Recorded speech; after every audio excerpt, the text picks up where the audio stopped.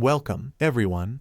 In today's video, we're diving into one of the most intriguing and controversial prophecies in the Bible, the mark of the beast. What does it mean, and how does it relate to the end times? Stick around as we explore the symbolism, the significance, and what it might mean for us today. First off, thank you so much for being here. Whether you're new to the channel or a returning subscriber, I'm so glad to have you with us. Your support truly means a lot. Before we get started, if you enjoy this video, don't forget to hit the like button and show your support. And if you'd like to take it a step further, please consider sending a super thanks. Your contribution helps us keep creating content just like this. I'd love to hear your thoughts on the mark of the beast prophecy. What do you think it symbolizes? Do you believe it's already happening, or is it something still to come? Drop your comments below, and let's get the conversation going. The mark of the beast is a central aspect of biblical end-time prophecy, found in Revelation 13, 16, 18. It represents a symbol of allegiance to a global, oppressive system, the beast, and those who accept the mark are seen as aligning with forces opposed to God. Revelation 13, 16, 18 inches. It also forced all people, great and small, rich and poor, free and slave, to receive a mark on their right hands or on their foreheads, so that they could not buy or sell unless they had the mark, which is the name of the beast or the number of its name. This calls for wisdom. Let the person who has insight calculate the number of the beast, for it is the number of a man. That number is 666. The mark of the beast is a significant element in Revelation 13, 16, 18, and it serves as a symbol of allegiance to a global system that opposes God. The prophecy outlines how individuals will be forced to receive a mark in order to participate in the economy, marking them as followers of the beast and subjects to a totalitarian, idolatrous system. The mark of the beast is closely tied to economic control, with Revelation 13:17 emphasizing that no one will be able to buy or sell without it. This economic restriction illustrates how the beast uses financial dependence to exert power over people, ensuring that economic survival becomes dependent on submission to the system. In a world where trade and commerce are essential for daily life, the mark becomes a tool of coercion. If you want to buy food, pay bills, or live a normal life, you must accept the mark. This reveals the totalitarian nature of the beast's regime, which manipulates and controls even the most basic human necessities. Moreover, the mark of the beast is described as a visible sign placed on the right hand or forehead, signifying both action and belief. The right hand traditionally symbolizes power and action, while the forehead represents the mind or thoughts, aligning the mark with both physical obedience through actions and mental consent through belief and allegiance. This suggests that accepting the mark involves both external compliance and internal submission, requiring both physical and mental allegiance to the beast's rule. The mark of the beast functions as a powerful symbol of allegiance to the beast, representing worship and submission to an oppressive and anti-God system. This mark is in stark contrast to the seal of God placed on the faithful in Revelation 7:3-4, which is a mark of protection and ownership by God.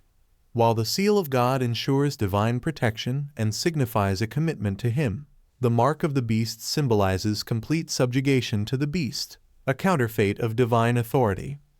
This symbolism of worship and allegiance emphasizes the spiritual choice at the heart of the prophecy, whether individuals will follow God or submit to a false, godless system. The mark is not just a physical mark, but a spiritual decision. To accept it is to worship the beast and acknowledge it as the supreme authority.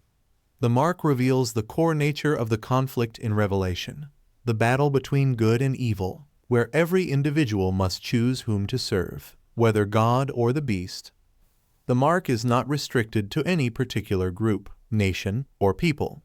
Revelation 13, 16, 17 states that the mark affects all people, great and small, rich and poor, free and slave. This universal enforcement of the mark signifies the global nature of the beast's reign. There will be no escape from the beast's control, no exceptions based on social status, economic class, or personal wealth. Whether someone is a king or a pauper, a free person or a slave, they must choose to submit to the beast's authority if they wish to survive in the global system. The imposition of the mark as a universal requirement highlights the totalitarian and global nature of the system that the beast establishes. It suggests a time of global unity under the rule of evil, where the world's economic, social, and political systems will be consolidated into a singular, oppressive force that controls every aspect of life. This raises serious questions about individual freedoms and the freedom of choice, as those who refuse the mark will be marginalized, persecuted, and excluded from society. The number 666 is famously associated with the mark of the beast and has been the subject of much speculation. Revelation 13:18 urges the reader to calculate the number of the beast, describing it as the number of a man. This suggests a human-centered system that elevates human authority and power to the level of divinity, rejecting God in favor of a man-made system. In biblical numerology, the number 6 is seen as a number of imperfection or incompleteness. It falls short of 7, which symbolizes divine perfection and completeness. The repetition of 6 3 times 666 is thus viewed as a symbol of ultimate imperfection. The beast, in all its power, is still far from the perfection and holiness of God. It signifies a system that exalts itself above God, but ultimately lacks the divine completeness and authority that true sovereignty demands. In this sense, 666 represents the ultimate failure of human systems to replace God or oppose his authority. It points to the beast's inherent incompleteness, showing that, despite its apparent power and influence, it is ultimately inferior to God and destined for defeat. One of the traditional historical interpretations of the mark of the beast centers on Roman Emperor Nero. Scholars who favor this view argue that the mark may not refer to a literal mark placed on individuals, but rather serves as a metaphor for the oppressive system of Roman rule. Nero, who reigned from 54 to 68 AD, is notorious for his brutal persecution of Christians, including the martyrdom of Peter and Paul. In Hebrew numerology, called gematria, letters of the alphabet are assigned numerical values. By applying gematria to Nero's name in Hebrew Neron Caesar, some scholars find that it can be numerically equivalent to 666. This link between Nero and the number 666 suggests that, for some early Christians, the beast described in Revelation symbolized Nero's regime and the oppressive, idolatrous systems of power at that time.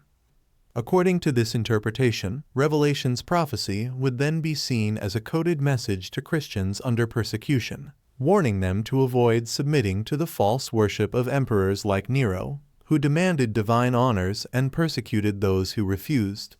The mark of the beast in this view represents the spiritual and physical allegiance to a system that denies God's authority. In this context, the beast's number 666 and the forced mark are signs of idolatry and the rejection of God's sovereignty, specifically in the Roman Empire. This historical interpretation is grounded in the understanding that Revelation was written to first-century Christians, offering a message of hope amid their suffering under Roman rule, promising that God would ultimately defeat the forces of evil, even if those forces seemed invincible at the time. In contrast to the historical view, many contemporary futurist interpreters see Revelation 13, 16, 18 as a prophecy pointing to a future event, not a past one. According to this view, the mark of the beast represents a future totalitarian regime that will emerge during the end times, where a central authority will demand universal allegiance through some form of economic, political, or technological control. This system is envisioned as global, affecting all people, regardless of class, ethnicity, or nationality. In this futuristic scenario, the mark may not necessarily be a physical symbol like a tattoo, but could take the form of technological identification, such as microchips, biometric systems, or other forms of digital tracking. The mark could be linked to a global economic system, where buying and selling are regulated through technology. Some modern interpretations propose that this mark might be a biometric scan, an implant, or some kind of digital ID that would give individuals access to the global economy. much like the mark described in Revelation prevents people from participating in commerce without it. This interpretation is heavily influenced by modern technological advancements in surveillance and control systems, including the potential for a cashless society and digital currencies. In this context, the number 666 could be seen as a metaphorical or literal marker of a human-made system that seeks to dominate, control, and dictate allegiance to a false system of power, rejecting God in favor of human or technological idols. This future interpretation aligns the mark of the beast with the concept of global governance and technological domination, a system that would require total submission to the powers of this world. Another interpretation is that the mark of the beast is symbolic, representing a spiritual allegiance to worldly powers rather than to God. In this view, the mark is not necessarily a physical mark, but a symbol of where a person's loyalties lie. Accepting the mark is seen as a spiritual decision to worship and serve the beast, which could be a system of values, ideologies, or authorities that oppose God rather than submitting to God's authority. This view emphasizes the heart condition and spiritual choices of individuals. It is less about a physical mark and more about a spiritual submission to earthly systems that exalt themselves above God. In this sense, the mark of the beast is any choice or action that reflects allegiance to an anti-God system, whether that system is a political regime, a religious ideology, or a cultural movement that leads people away from God's commands. For instance, materialism, secular humanism, or idolatry could be seen as modern-day marks, where people choose to follow worldly systems that reject divine authority. The mark thus becomes a metaphor for the spiritual alignment that each person makes, whether with God's kingdom or with systems that deny His reign. This interpretation focuses on the spiritual warfare inherent in the passage, where the believer's loyalty is constantly tested, and the choice to align with God rather than the beast represents a spiritual commitment to God's eternal truth. The mark of the beast is not only a symbol of allegiance to an oppressive system, but also carries profound spiritual consequences. Revelation 14:9-11 describes the fate of those who accept the mark, stating that they will face the wrath of God and be subject to eternal torment. This passage is a sobering warning, emphasizing the eternal consequences of aligning with forces opposed to God. Those who receive the mark are excluded from the kingdom of God and condemned to a state of separation from Him. This highlights the gravity of the decision to accept the mark. It is not merely a choice that affects one's temporal life, but one that determines eternal destiny. The mark, in this context, is more than a physical symbol or an economic tool. It becomes the defining choice between loyalty to God or allegiance to a false system. By choosing the mark, individuals effectively reject God's authority and opt to worship the beast and its associated powers. This is portrayed as a spiritual rebellion, one that has irreversible consequences, as it leads to eternal separation from God and His kingdom. The wrath of God described in these verses is a warning that eternal judgment awaits those who choose the beast system over God's righteousness. Despite the severe consequences for those who align with the beast, Revelation 13:10 encourages believers to endure. It calls the saints to remain faithful and resist the temptation to compromise, even in the face of persecution. The passage acknowledges the suffering and trials that believers will endure during this time, but it encourages them to hold firm in their loyalty to God. The call for endurance is not just about physical survival, but about spiritual faithfulness in a time of great temptation and pressure. This endurance is ultimately rewarded, as the passage affirms that God's victory will be realized. Loyalty to God will lead to ultimate triumph, as believers will share in God's eternal kingdom and enjoy His presence forever. The message is one of hope and perseverance. While the path of faithfulness may involve suffering and persecution, those who endure will inherit God's promises. The call to persevere underscores the need for spiritual resilience, urging Christians to remain steadfast in their commitment to God's truth, knowing that their ultimate victory is assured, no matter the challenges they face. The mark of the beast prophecy serves as a stark warning against idolatry and the submission to worldly, godless systems that oppose God's truth. In Revelation 13, the mark represents a forced allegiance to a global power that seeks to supplant God's sovereignty and demands worship in place of Him. It symbolizes the pressure to conform to a system that values earthly power, control, and materialism, while rejecting divine authority. This powerful symbolism calls on believers to remain faithful to God, refusing to compromise their spiritual integrity in the face of external pressures. The prophecy also emphasizes the need for discernment in the end times. Believers must recognize the signs of the beast's influence and stand firm against deception, understanding that the mark signifies a spiritual allegiance to a system that ultimately leads to eternal separation from God. Above all, this passage calls for believers to be prepared for the inevitable clash between divine truth and opposing worldly forces. While the path may be difficult, the ultimate victory of God is assured.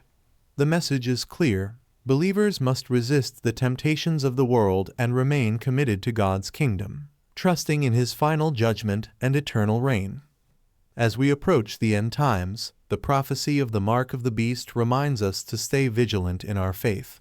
Don't let the allure of the world lead you astray. Thanks for watching, and stay strong in your beliefs.